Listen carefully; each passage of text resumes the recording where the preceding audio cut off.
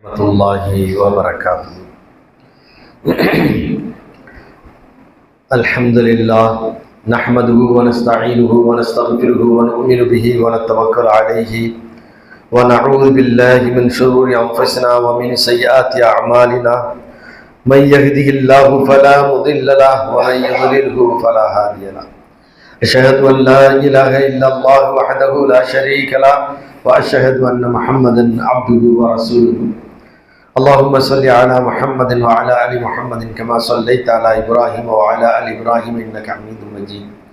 اللهم بارك على محمد وعلى آل محمد كما باركت على إبراهيم وعلى آل إبراهيم إنك حميد مجيد. أما بعد، فأعوذ بالله من الشيطان الرجيم. يا أيها الذين آمنوا اتقوا الله وقولوا قولا سديدا يصلح لكم أعمالكم ويغفر لكم ذنوبكم ومن يطع الله ورسوله فقد فاز فوزا عظيما. رب اشرح لي صدري ويسر لي امري. எல்லா புகழும் ஏக இறைவனாகிய வல்ல ரஹ்மான் அல்லாஹ் ஒருவனுக்கே. நபிகள் ஸல்லல்லாஹு அலைஹி வஸல்லம் அவர்கள் மீதும் அவர்கள் வாழ்வை பின்பற்றி வாழ்ந்த சத்திய சஹாபாக்கள், குறிப்பாக இந்த ரமலானுடைய காலங்களில் பகல் நேரங்களில் நோன்பு வைத்து இரவிலே விழித்து வணக்கத்தில் ஈடுபட்டு கொண்டிருக்கக்கூடிய அனைத்து நன்மக்களின் மீதும் அல்லாஹ்வுடைய அன்பும் அருளும் சாந்தியும் சமாதானம் என்றென்றும் என்றும் நிலவட்டுமாக.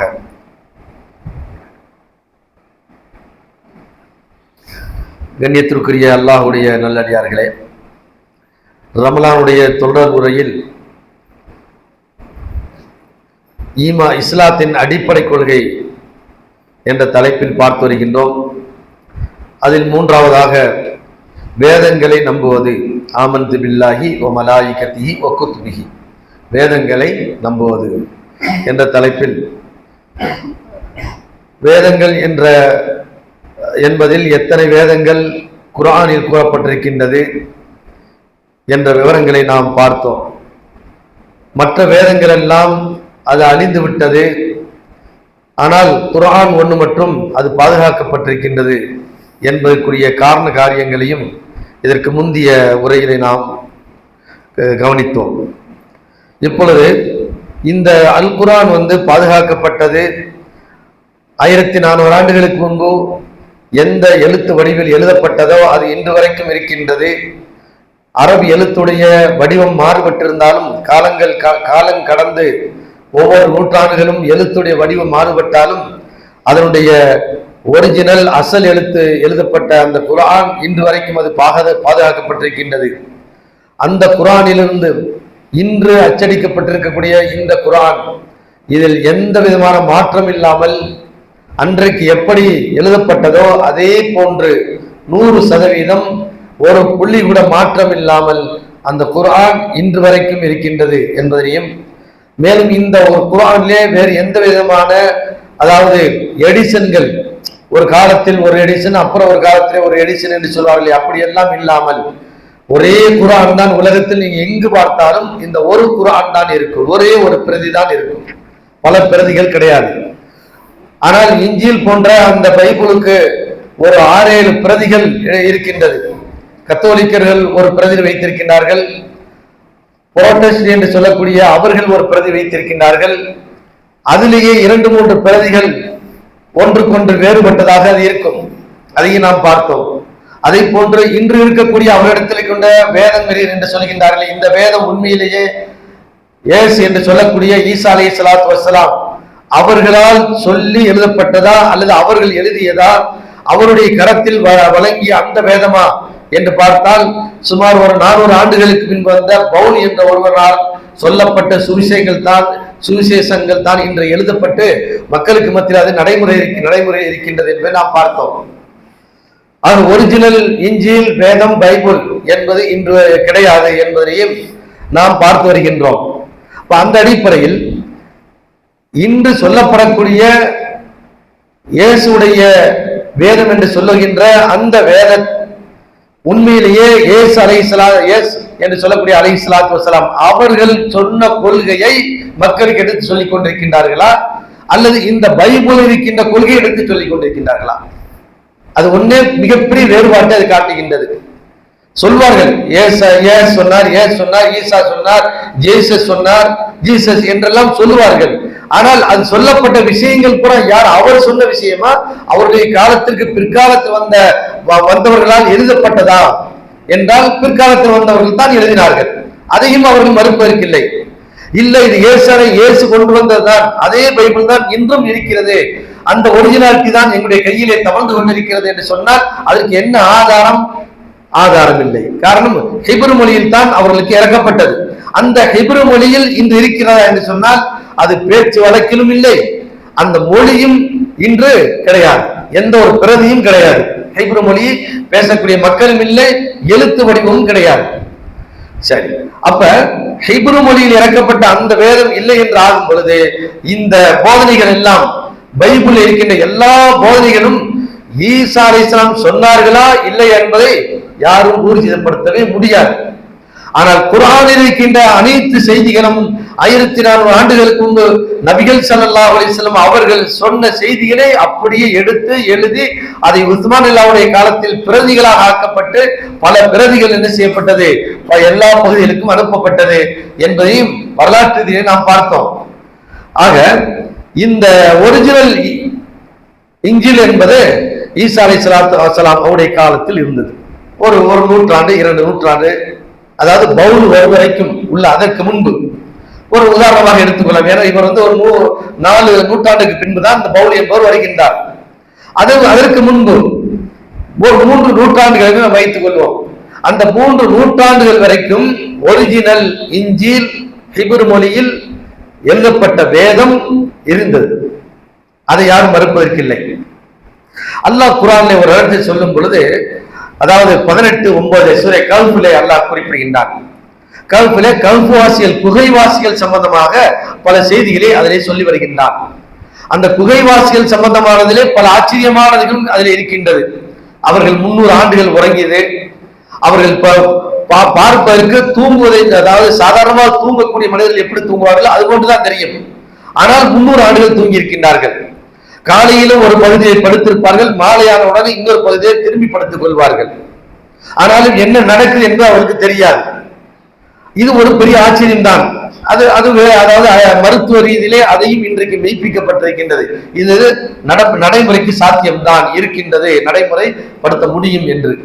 சரி, அந்த சம்பவத்தை அல்லாஹ் சொல்லும் பொழுது ஒரு விஷயத்தை இணைத்து சொல்கின்றான். என்ன சொல்கிறான் என்றால் 18:9 சொல்லும் பொழுது, அம் ஹசிப்த அன்ன அஸ்ஹாபல் கல்ஃபி வர்ரகீமி கானூ மின் ஆயாத்தினா அஜபா. கல்ஃபு வாசியரும் இன்னும் 7 வாசிகள், ரக்கீம் அப்படின்னு நல்லா சொல்கின்றான். ரக்கீம் என்றால் 7. அந்த 7 வாசிகள் இதை நீ எண்ணுகின்றாயா?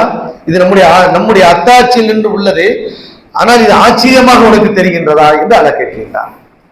கல்ஃப்வாசிகளுடைய அந்த சம்பவம் ஆச்சரியமாக இருக்கின்றது.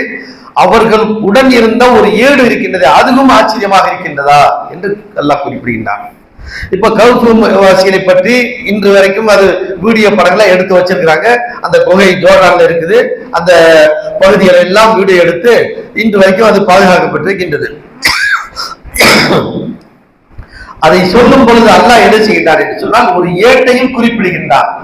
இது சாதாரணமான ஏடாக இருந்தால் அதை சொல்ல வேண்டிய அவசியம் இல்லை. எப்படி கல்ஃபு என்பது ஒரு முக்கியத்துவம் வாய்ந்த ஒரு வரலாற்று செய்தியாக இருக்கின்றதோ, அதில் பல ஆச்சரியமான உண்மைகள் அடங்கி இருக்கின்றதோ, அதுபோன்று பல வரலாறுகளை சொல்லக்கூடிய ஒரு ஆச்சரியமான செய்திகளை உள்ளடக்கி இருக்கக்கூடியதன் காரணமாகத்தான் ஏட்டை பற்றியும் உமக்கு ஆச்சரியமாக இருக்கின்றதா என்று அல்லாஹ் இங்கே குறிப்பிடுகின்றான். அப்ப இந்த 7 என்ன? அது சுமார் 14 நூற்றாண்டு, அதாவது ரசூல் ஸல்லல்லாஹு அலைஹி அவர்களுக்கு பின்னால் ஈசா அலைஹிஸ்ஸலாத்து வஸலாம் அவருடைய அந்த ஒரு 6 நூற்றாண்டு, கிட்டத்தட்ட ஒரு 20 நூற்றாண்டு என்று வைத்துக் கொள்ளுங்கள். இந்த 20 நூற்றாண்டு வரைக்கும் இதனுடைய உண்மை என்ன என்பது யாருக்குமே தெரியாமலே இருந்தது. அதாவது பவுல் எழுதிய அந்த வேதத்தை வைத்துக் கொண்டு மக்களுக்கு மத்தியில் செய்தார்கள். ஏசு சொன்னார் என்ற அந்த அவர் சொன்ன கொள்கைதான் என்று மக்களுக்கு மத்தியில் பிரச்சாரம் செய்து கொண்டிருந்தார்கள். ஆனால் 1947 ஒரு உலகத்திலே கிறிஸ்தவ உலகத்தையே ஆட்டி படைக்கக்கூடிய மிகப்பெரிய ஒரு பேரதிர்ச்சியான ஒரு உண்மையை சொல்லக்கூடிய ஒரு வரலாற்று நிகழ்வு நடக்குகின்றது. எப்பொழுது 1947 ஜோர்டான் அந்த பகுதியிலே என்னவென்றால் ஒரு இடையன் ஆட்டு இடையன் தன்னுடைய ஆடு காணவில்லை என்பதை தேடி அலைகின்றான். அப்படி தேடி அலையும் பொழுது ஒரு ஜோர்டானுடைய ஒரு பகுதியில் இருக்கக்கூடிய கமாம் அப்படிங்கிற ஒரு மலைப்பகுதியின் பக்கம் சென்று தேடுகின்றான். அப்படி அவன் சென்றது ஆட்டை தேடுவதற்காக தான் அவன் போனான். அப்படி போகும் பொழுது உள்ளே பார்த்தால் அதாவது தோள்களால் எழுதப்பட்ட சில பொருள்கள் நிறைய தோள்களாக இருந்திருக்கு. இந்த பையன் என்ன செஞ்சிருக்கான அந்த தோள்களை புறத்தை எடுத்துட்டேன். ஏன்னா இவங்களுடைய தந்தை ஒரு செருப்பு தைக்கும் தொழிலாளி. சரி, தோல் எடுத்தோம், இந்த தோல் என்ன செய்யணும், நம்ம தந்தைக்கு யூஸ்ஃபுல்லா இருக்கும் அப்படின்னு சொல்லி போட்டு எடுத்து கொண்டு போயிட்டான். கொண்டு தந்தைகிட்ட கொடுக்கின்றான். தந்தை பார்த்து போட்டு அதுல சில எழுத்துக்கள் இருக்குது. ஆனா அந்த எழுத்துல சில ஹிப்ரு மொழி எழுத்துக்கள் மாதிரி தெரியுது அவருக்கு. அதை பற்றி இருந்தாலும் உண்மை சரியாக அவருக்கு தெரியாத காரணமா அவர் என்ன செய்யறார், இதெல்லாம் எங்க கிடைச்சிச்சு என்று மகன்கிட்ட கேட்கிறாரு. மகன் சொல்றாரு, இந்த கமாங்கிற ஒரு பகுதியில ஆட்டை காண அதை நான் தேடி போனேன், அப்பொழுதுதான் இதெல்லாம் நிறைய இருந்துச்சு. அப்படியே அவரையும் அழைத்து கொண்டு அங்கு எந்த சுருள்கள் எங்கெல்லாம் இருந்ததோ எல்லா பகுதியும் தேடி எடுத்து கிட்டத்தட்ட ஒரு 15,000 பக்கம் கொண்ட ஒரு பெரும் சுருள் எல்லாம் தோல்ல எழுதப்பட்டது. இது அப்படியே எடுத்துக்கொண்டது. இது நம்ம செருப்பு தைக்க யூஸ் பண்ணக்கூடாது, இது எதோ ஒரு மொழி இருக்குது, இது எதோ முக்கியமான ஒரு செய்தியா இருக்கும் அப்படின்னு சொல்லிட்டு பேப்பர் கடையில கொண்டு போய் கொடுத்துறாங்க. பேப்பர் கடைக்கு கொண்டு போய் கொடுத்தா அதுக்குள்ள ஒரு எடையை போட்டு அவேர்னஸ் கொண்டு காசை கொடுத்துட்டு சில தீனார்களை வாங்கிட்டு கொடுத்துட்டு விட்டுறாங்க. அந்த பேப்பர் கடைக்கார அவரோட கிறிஸ்தவர். அப்ப அவர் என்ன செய்யறாண்டா, ஹிப்ரு மொழியாக இருப்பதனால் அதை பற்றி தெரிந்தவர்களிடத்தில் அந்த கிறிஸ்தவ பகுதி மக்களுக்கு மத்தியில இதை பற்றி எடுத்து சொல்லி எதுமா எழுதியிருக்கு, இது என்ன இது எந்த காலத்தில் நடக்கின்றது, 1947. அந்த 47 ஜோர்டான்ல மன்னர் ஹுசைன் அவர்கள் ஆட்சி செய்து கொண்டிருக்கின்றார். அப்ப இந்த செய்தி அங்க போகுது. போன உடனே அவர் என்ன செய்கின்றார், அதெல்லாம் பார்த்து விட்டு இது ஹிப்ரு மொழியாக இருக்குது, அந்த ஆகினால் இந்த மொழியை அறிந்தவர்கள் இங்க இருப்பார்கள், இதற்கு ஒரு குழுவை நியமிப்போம் என்று ஒரு குழுவை நியமிக்கின்றார். அதில் முஸ்லிம்களும் கிறிஸ்தவர்களும் யூதர்களும் கொண்ட ஒரு குழுவை அமைத்து அந்த குழுவில் என்ன அறிக்கை கொடுக்குது என்று அவர்கள் எதிர்பார்த்து கொடுத்து ஒப்படைத்து விடுகின்றார். அதை எல்லாம் ஆய்வு செய்து ஆராய்ச்சி செய்து பார்க்கும் பொழுது அதிலே பல்வேறு விதமான உண்மை செய்திகள் அடங்கியிருந்தது. இது நம்ம கதையா சொல்லல, சாக்கடலின் சாசன சுருள் அப்படின்னு சொல்லி ஒரு பெரிய தலைப்பு. அதை நீங்க போய் யூடியூப்ல போட்டு பாத்தீங்கன்னா அது பூரா வரலாற்று செய்தி கூட ஆகும். சாக்கடல்ங்கிறது ஜோரானதே இருக்குது, கடல், அது செத்த கடல் சொல்றோம்ல அந்த கடல். சாக்கடலின் சாசன சுருள் அப்படின்னு இது லண்டன் பிபிசி என்ன செய்யுதுன்னா 1993 அறிக்கையாக வெளியிடுது. கிறிஸ்தவ உலகமே அது அதிர்ச்சியாக இருக்கின்றது.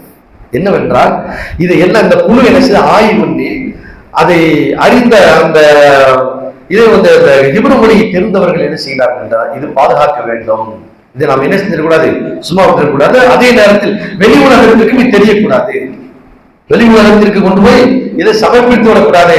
விட்டால் ஒரு பெரிய அதாவது உண்மை வெளி உலகத்துக்கு வந்துடும், இது தெரியக்கூடாது என்று அதை அப்படியே என்ன செய்கின்றார்கள், மறைத்து இது எங்க வைக்கின்றார்கள் சொன்னால், அதாவது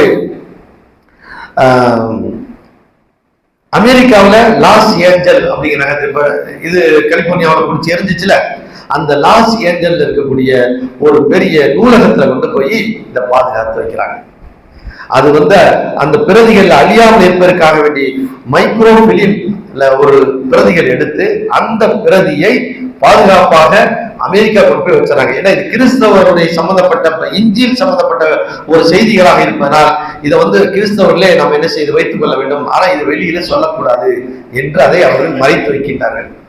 அது யாருடைய பொறுப்புக்கு போகுது என்று சொன்னால், அதாவது ஐஸ்பேன் அப்படின்னு சொல்லி போட்டு ஒரு ஃபாதர், அந்த ஃபாதருடைய பொறுப்பை அதை கொடுக்கின்றார்கள். இவர் யார் என்று சொன்னால், இவர் ஏற்கனவே அதை படித்து பார்ப்பதற்காக கேட்டிருக்கிறார், இதை கொடுங்க நான் படிச்சு பார்க்கணும் அப்படின்னு. அப்ப அவர் சொல்லிக்காங்க மறுக்கப்பட்டு, இல்ல இதை படிக்கக்கூடாது, யாரும் படிக்கக்கூடாது, இது பாதுகாக்க வேண்டிய ஒரு பழங்காலத்து ஒரு செய்திகள்லாம் இதுல இருக்குது என்று அவர்கிட்ட சொல்லி என்ன செய்யறாண்டா அந்த ஒரு நூலகத்துல ஒப்படைச்சிடுறாங்க. இவர் என்ன செய்கின்றார் என்றால் ஹிப்ரு மொழியை தெளிவாக தெரிந்த ஒரு பெரிய மைக்கேல் வைஸ் என்ற ஒரு பேராசிரியர், சிகாகோ நகரத்தில் இருக்கக்கூடிய ஒரு பேராசிரியரை அழைத்து அவர்கிட்ட அப்படி பூரா மொழி பெயர்க்கிறாங்க. அவர் இப்ப இன்னைக்கு இருக்கிறாங்கல்ல ஒவ்வொரு மொழிகளை அறிந்தவர்கள், தமிழ்ல நான் ஏற்கனவே சொல்லிக்கிட்டேன், தொல்பொருள் ஆய்வாளர்கள் அந்த எழுத்துடைய ஆரம்ப எழுத்து படித்தவர்கள் இருப்பார்கள். அதை அவர்கள் என்ன செய்வார்கள், படித்து சொல்வார்கள். இப்ப கூட நமக்கு தெரியாது சில வார்த்தைகள் தமிழ்ல எழுதியிருக்கு. அவர் 1000 காலத்துக்கு 1000 வருஷத்துக்கு முன்னாடி எழுதுற தமிழ் நமக்கு என்ன செய்யாது, இப்ப படிக்க முடியாது. ஆனா படிக்கக்கூடியவர்கள் இருப்பார்கள். அதுபோன்று இந்த ஹிப்ரு மொழியை தெரிந்தவர்கள் என்ன செய்யணும், ஒரு பெரிய பேராசிரியர் மூலியமாக அத்தனையும் எடுத்து படித்து அதை ஒரு ஜெராக்ஸ் எடுத்துறாங்க. அந்த ஜெராக்ஸ் எடுத்து தான் 1993 பிபிசியில என்ன செய்ய வெளியிட்டுறாங்க. அதற்கடுத்து 1999 தடவை அதே லண்டன் பிபிசியில இந்த செய்தி ஒளிபரப்பப்படுது. ஒளிபரப்பட்டு அது அப்படியே மறைக்கப்பட்டு விட்டது. அது இன்று வரைக்கும் அது பாதுகாக்கப்பட்டிருக்கிறது. அது என்னவென்றால் அதுதான் ஒரிஜினல் இஞ்சில். அதில் சொல்லப்பட்ட அத்தனை செய்தி இவர்கள் அதாவது மைக்கேல் வைஸ் என்பவரும் ஐஸ்மேன் அப்படிங்கிற 2 பேரும் சேர்ந்து பேட்டி கொடுக்குறாங்க. அந்த பேட்டியில எல்லா உண்மைகளையும் சொல்கின்றார்கள். இது இன்றைக்கு இஸ்லாமியர்கள் முஸ்லிம்கள் எந்த கொள்கையை ஈசாவை பற்றி சொல்லிக் கொண்டிருக்கிறார்களோ, ஈசா எந்த கொள்கை இந்த உலகத்துக்கு சொன்னாரோ என்று இஸ்லாமியர்கள் சொல்லிக் கொண்டிருக்கிறார்களோ, குர்ஆன் சொல்லுகின்றதோ, இஸ்லாம் சொல்லுகின்றதோ, அதனுடைய முழு கருத்தும் இதில் அடங்கியிருக்கின்றது. இதை நாங்கள் வெளி உலகத்துக்கு சொல்லித்தான் ஆக வேண்டும். ஏனென்றால் இதுல எப்படின்னு சொன்னா, அல்லாஹ் தஆலா இந்த அபூ சுஃபியான் இருக்கார் பார்த்தீங்களா, அபூ சுஃபியான் இஸ்லாமுக்கு வரல. இஸ்லாமுக்கு வருவதற்கு முன்பு ஹிர்கல் மன்னர் அபூ சுஃபியான் ரசூலுல்லாஹை பற்றி விசாரிக்கிறாங்க, முகமது நபியை பற்றி கேட்கிறார். அவரு அரபு தேசம் தான். அவருக்கு இன்னைக்கு சொந்தக்காரா, அவங்க சொந்தக்காரங்க. சரி, அவருடைய இஸ்லாம் எப்படி இருக்கின்றது, அவருடைய நடைமுறை எப்படி, அவர் எப்படி பொய் பேசி இருக்கின்றாரா, அவர் அரச குடும்பத்தை சார்ந்தவரா, அவருடைய மார்க்கத்தை ஏற்றுக்கொண்டவர்கள் ஏழைகளா பணக்காரர்களா, இப்படி ஒவ்வொன்றா கேட்டுட்டே வர்றாரு. அப்படி கேட்டுட்டே வரும் பொழுது அவர் ஏதாவது தவறானதை மக்களுக்கு சொல்லி இருக்கின்றாரா அப்படின்னு கேட்கல. அப்ப இவர் மனசுல ஓடுது, அல்லாஹ் எப்படி மறைக்கிறான்னு பாருங்க. அபூ சுஃபியான் மிகப்பெரிய எதிரியாக இருந்தவர். கிட்டத்தட்ட 20 ஆண்டுகள் நபிகள் ஸல்லல்லாஹு அலைஹி வஸல்லம் அவர்களுக்கு எதிராக பல போர்களை சந்தித்தவர் அபூ சுஃபியான். இவருடைய பங்காளி தான், ரசூலுல்லாஹ்வுடைய பங்காளி, பெரிய தந்தை தான். அப்படி இருந்தும் கூட அவர் சொல்கின்றார், பின்னால் வரலாற்றிலே இப்படி ஒரு பொய்யை நான் சொன்னேன் என்று பதிவாகிவிடும் என்ற பயத்தின் காரணமாகத்தான் எந்த பொய்யையும் அவரிடத்தில் நான் சொல்லாமல் முகமதை பற்றி உள்ள அனைத்து உண்மைகளையும் நான் சொன்னேன். இது புகார்ல பதிவு செய்யப்பட்ட ஒரு செய்தி. அதே மாதிரி அல்லாஹ் எப்படி பாதுகாக்கிறான்னு பாருங்க. இந்த 2 பேரும் வெளி உலகத்துக்கு பேட்டி கொடுக்குறாங்க. பேட்டி கொடுக்கும் போது என்ன சொல்றாங்க, இந்த உண்மை செய்திகளை நாம் மறைத்து விட்டோமோ என்ற ஒரு அவதூறு நமக்கு ஏற்பட்டு விடும் என்பதற்காக இதை நாங்கள் சொல்லியே ஆக வேண்டும் என்று என்ன செய்தார்கள், இதை சொன்னார்கள். அது இன்று வரைக்கும் பாதுகாக்கப்பட்டிருக்கின்றது. இதைத்தான் அல்லாஹ் குர்ஆனில் சொல்லும் பொழுது ஹஸிப்தும் அஸ்ஹாபுல் கஃபி வர்ரகீமி, குகைவாசிகளையும் இன்னும் குகைவாசிகளுடன் இருந்த அந்த ஏட்டையும் அது ஆச்சரியமாக நீ பார்க்கின்றாயா என்று அல்லாஹ் குறிப்பிடுகின்றான். அப்ப இதிலிருந்து நமக்கு என்ன தெரிகிறது சொன்னால், ஒரிஜினல் வேதம் இருக்கின்றது. அது மீண்டும் வெளி உலகத்துக்கு வரும். எப்போ வரும் என்று சொன்னால், ஈசா அலைஹிஸ்ஸலாம் வருவார்கள். மீண்டும் வந்ததற்கு பின்பு அவர்கள் சொல்வார்கள், நான் சாதாரண மனிதர் தான், நான் யாரல்ல, நான் கடவுள் இல்லை, நான் கடவுள் இல்லை, சிலுவையை உடைப்பார்.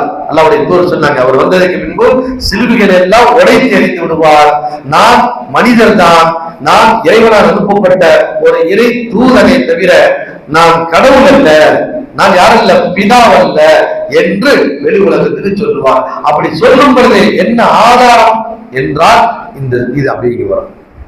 இன்றைக்கு அவங்கள கிறிஸ்தவர்கள் தான் பாதுகாத்துக்கிட்டு அந்த இது அவருடைய கைக்கு சொல்லுவார். பாத்தீங்களா, இந்த வேதம் தான் நான் கொண்டு வந்த வேதம். அதுக்கோடு எல்லாம் என்ன செய்கின்றான், அதை பாதுகாத்து வைத்திருக்கின்றான்.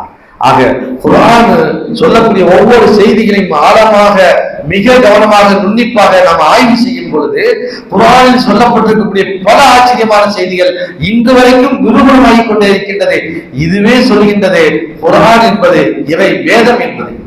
இறை வேதம் என்பதற்கு இது மிகப்பெரிய ஒரு சான்றாக என்ன செய்கின்றது இருக்கின்றது. இன்னும் சான்றுகள் குர்ஆன்ல நிறைய அல்லாஹ் என்ன செய்தார். இன்று வரைக்கும் இன்றைக்கு என்னென்ன அறிவியல் உண்மைகள் எல்லாம் இருக்கின்றதோ அந்த அறிவியல் செய்திகளை எல்லாம் அல்லாஹ் குர்ஆன்ல ஒவ்வொரு வசனங்களையும் சொல்லும் பொழுது ஆச்சரியப்படுகின்றார்கள். அதாவது விஞ்ஞானிகள் ஆச்சரியப்படுகின்றார்கள், மருத்துவர்கள் ஆச்சரியப்படுகின்றார்கள், வரலாற்று ஆய்வாளர்கள் அவர்கள் ஆச்சரியப்படுகின்றார்கள். 1400 ஆண்டுகளுக்கு முன்பு முகமது நபி ஒரு எழுத படிக்க தெரியாதவர், எழுத படிக்க தெரியாதவர், அவர் படிக்கவும் தெரியாது, எழுத தெரியாது. அவர் வெளி உலகத்தில் பெரிய அளவுக்கு போய் பார்த்ததும் இல்லை. ஏன், அவர் வாழ்ந்த அந்த பகுதியில ஒரு கடல் கூட கிடையாது. ஆனால் கடலை பற்றி உண்டான செய்திகள் எல்லாம் அவர் சொல்கின்றார்.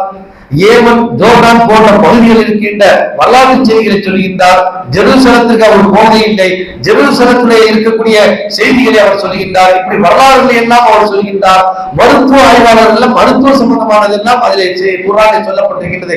இவைகள் எல்லாம் அவர்கள் பார்த்துவிட்டு ஆச்சரியப்படுகின்றார்கள். உண்மையிலேயே இந்த வேதம் இறைவனால் வழங்கப்பட்ட வேதமாக இருக்குமே தவிர மனிதர்களால் எழுதப்பட்டது அல்ல. ஏனென்றால் முகமது நபி 1400 ஆண்டுகளுக்கு முன்பு சொன்ன அந்த செய்தி ஒரு 100 ஆண்டுகளுக்கு பின்புதான் ஆய்விலே அது உண்மையாக தெரிய வருகின்றது. 100 வருஷத்துக்கு முன்னாடி எந்த செய்தியை உலகத்துக்கு ஒரு அதாவது அறிவியல் விஞ்ஞானிகள் சொல்கின்றார்களோ அது 1400 ஆண்டுகளுக்கு முன்பே சொல்லப்பட்ட செய்தியாக இருக்கின்றது. குர்ஆன்ல ஒரே ஒரு வசனத்தை அல்லாஹ் சொல்லும் பொழுது 21:32 சொல்கின்றான். وَجَعَلْنَا السَّمَاءَ سَقْفًا مَحْفُوظًا وَجَعَلْنَا السَّمَاءَ இந்த வானத்தை நாம் ஆக்கியிருக்கின்றோம் சக்ஃபன் மஹ்ஃபூதன் பாதுகாக்கப்பட்ட முகடாக நாம் ஆக்கியிருக்கின்றோம். பாதுகாக்கப்பட்ட முகடு. இதை ஆய்வு பண்ணுகின்றார்கள். என்னது? இதுக்கு பல காரணங்களை இந்த நூற்றாண்டிலே கண்டுபிடிக்கிறார்கள். எப்படி என்ன பாதுகாப்பு? இந்த பூமியிலே ஏதோ பெரிய ஒரு ஆபத்து இருக்கின்றது, அந்த ஆபத்தை மேலே தடுக்கக்கூடிய ஒரு முகடு இருக்கின்றது. அது என்ன முகடு? அது எப்படி எல்லாம் அமைக்கப்பட்டிருக்கின்றது? மேலே என்ன ஆபத்து இருக்குது? கீழே இருந்து போகக்கூடியவர்கள் என்ன, மேலிருந்து வரக்கூடிய ஆபத்துகள் என்ன, அந்த ஆபத்துகளை தடுக்கக்கூடியவர்கள் என்ன இருக்கிறது என்பதை இந்த நூற்றாண்டிலே கண்டுபிடித்து சொல்கின்றார்கள். அவர்கள் எல்லாம் இந்த ஒரு வசனத்தை பார்த்து அதாவது அதிர்ச்சி அடைகின்றார்கள். வானத்தை உங்களுக்கு முகடாக ஆக்கப்படும். முகம்னா என்ன? வீடு இருக்குது, வீட்டுக்கு எதுக்கும் மோட்டர்னா பாதுகாக்கணும். எந்த விதமான குளிர் காற்று வெக்க அடிச்சுனா உடனே நினைச்சிடும் ஒரு ஜனங்கள் அடிச்சுட்டு ஏசியை போட்டு குளிர்னு உட்காந்துருக்கணும், ஒரு பாதுகாப்பு. அப்ப இந்த பாதுகாக்கப்படக்கூடிய ஒரு பொருள் எங்க இருக்குது? மேல இருக்குன்னு சொல்றானே என்று ஆய்வு செய்யக்கூடிய இந்த அறிஞர்கள் இன்னைக்கு என்ன செய்கிறார்கள்? அதை பற்றி உண்டான நிறைய செய்திகள் நமக்கு சொல்கின்றார்கள். இன்ஷா அல்லாஹ் என்ன முகடு, எந்த ஆபத்தை தடுத்து கொண்டிருக்கிறது என்பதை நாளை இன்ஷா அல்லாஹ் நாம் விசவனமாக பார்ப்போம். சுப்ஹானக்கல்லாஹ்.